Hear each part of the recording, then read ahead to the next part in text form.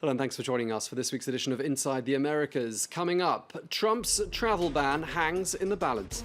An appeals court is weighing up the legality of blocking the nationals of 7 Muslim-majority countries. Another key set of peace talks in Colombia after clinching a deal with FARC. The government sits down for talks with the second largest rebel group, that is the National Liberation Army. Plus, the dark side of Mexico City. We're going to take you on an open-air bus tour of the Mexican capital, which shows you what the country doesn't want to be famous for: corruption. First, there's been continued speculation this week as to the status of President Donald Trump's travel ban, which blocks the nationals of 7 Muslim-majority countries from entering the United States. The ban was placed on hold last Friday after a Seattle judge issued a restraining order.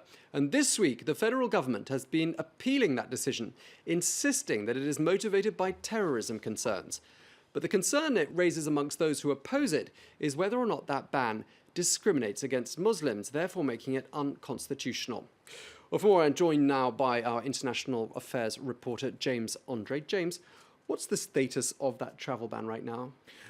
Right now, the travel ban is suspended. People can travel from these 7 countries to the United States. All the visas, 60,000 of them, roughly, are all valid again for the moment. Now, the thing is, the legal question is actually a very real one. It's about executive power versus, judiciary power, checks and balances. And the fact of the matter is, the Trump administration could technically win this one. It's completely possible. So a lot is hanging on this specific appeals because on the one hand, we have Article 2 of the Constitution that says that it's the executive power, it's the President of the United States that gets to decide who comes in or not into the country on the grounds of national security.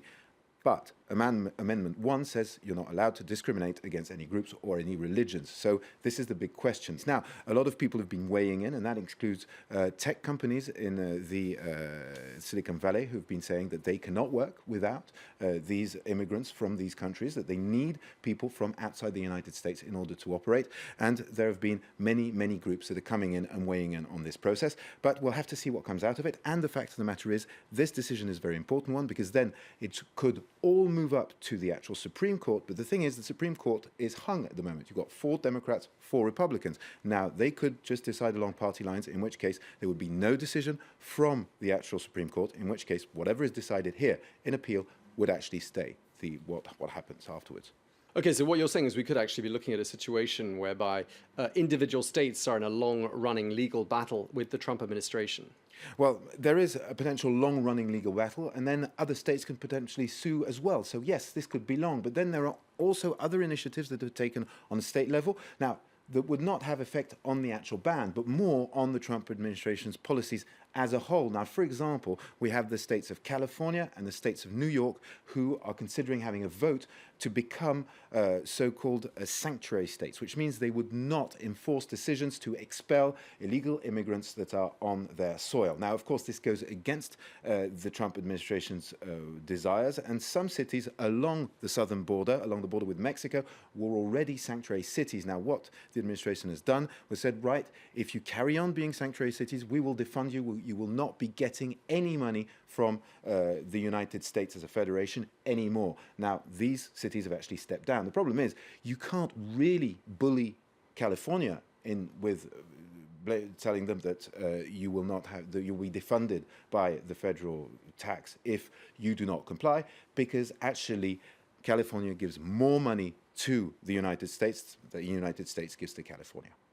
Okay, our international affairs reporter James Andre, thank you very much. Now, the subprime crisis in the United States feels like a distant memory, and it was. Almost a decade has passed since then. Well, President Donald Trump has decided that the rules put in place by his predecessor, rules that were aimed at preventing a similar crisis from occurring, need revisiting. Well, Trump says the financial regulations are damaging business, but he'll need support from Congress in order to push ahead with those changes.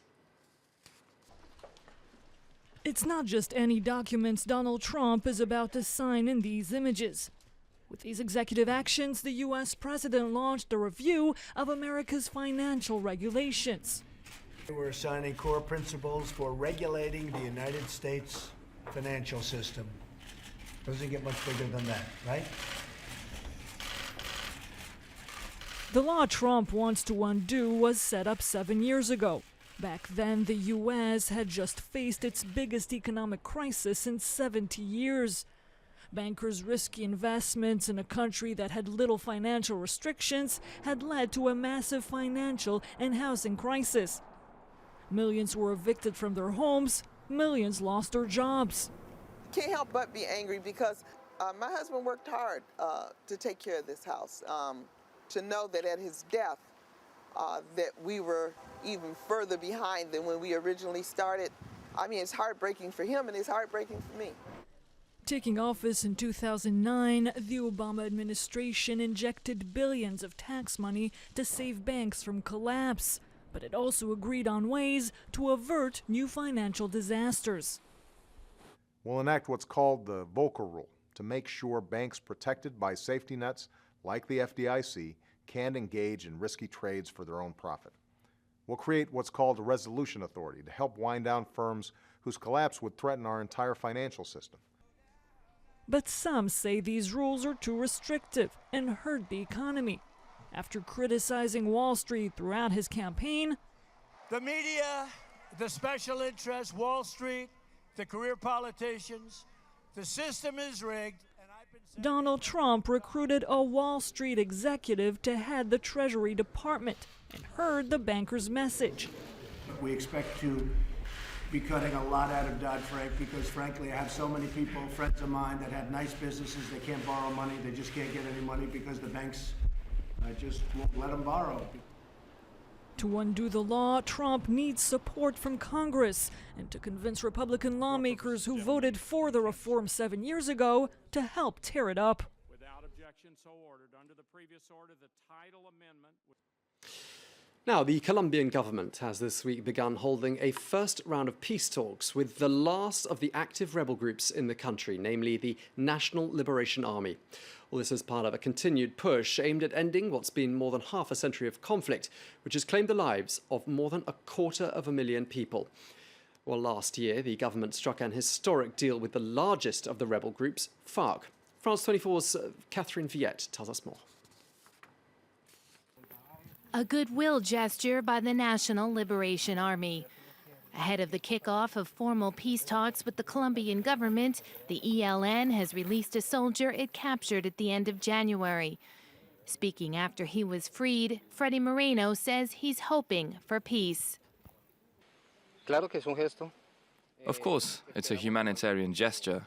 As a public force, we too support peace. At the same time, God willing, all sides will cooperate. Obviously, this is a longing for all Colombians, for this to happen soon. I hope we can follow the route of dialogue instead of using weapons.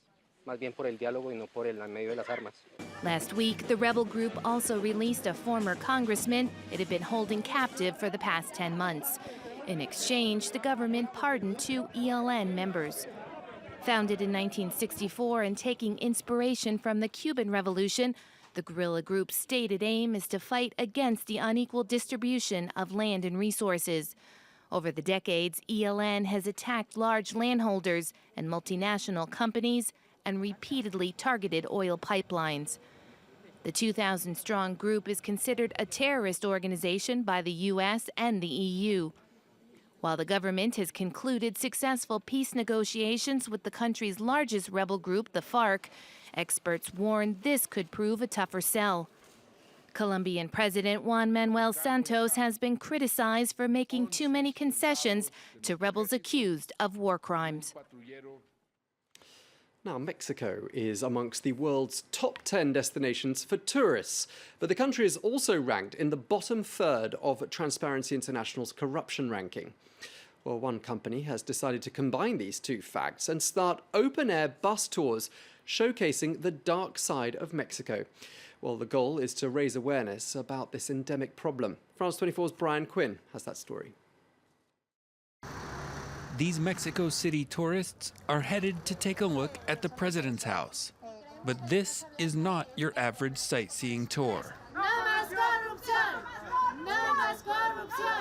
This is the Corrupt Tour, a 90-minute bus ride to the seamier side of Mexican business and politics. On its itinerary, 10 city landmarks where public money has allegedly been diverted for private gain. We want to get people talking by going to 10 points in the city that are very emblematic cases of corruption. People can come on the tour and learn the numbers and the facts in a new way so they can organize themselves to fight this corruption. Mexican anti-graft organization Via Ciudadana started the tour 3 years ago in the northern city of Monterrey.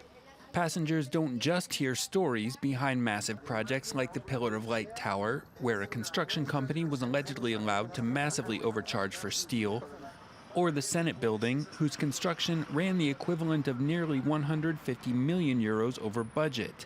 They're also encouraged to share their own experiences with lower-level bribery. Corruption doesn't start with the government from the top. It begins with the citizen who bribes the police. If we become aware of that, we'll be able to change Mexico. Mexico scored 123rd out of 176 countries on Transparency International's 2016 Corruption Perceptions Index. Along with security, graft is commonly cited as a major problem in the country. The two often go hand in hand. One stop on the tour, a monument to 43 college students murdered in 2014, allegedly by cartel members in league with local police and officials. The corrupt tour wants to make sure Mexico's problems don't fade away in the rearview mirror. Often politicians think time will pass and people will stop complaining. By visiting these places, at least we can make them feel ashamed and educate people from other parts of the world and around the country. The bus runs twice each Sunday, free of charge.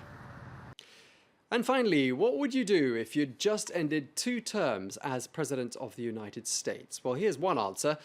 A spot of kite surfing in the Caribbean with a good friend. Well, that's what Barack Obama has been doing on a private island owned by the British billionaire Richard Branson, who posted these pictures online.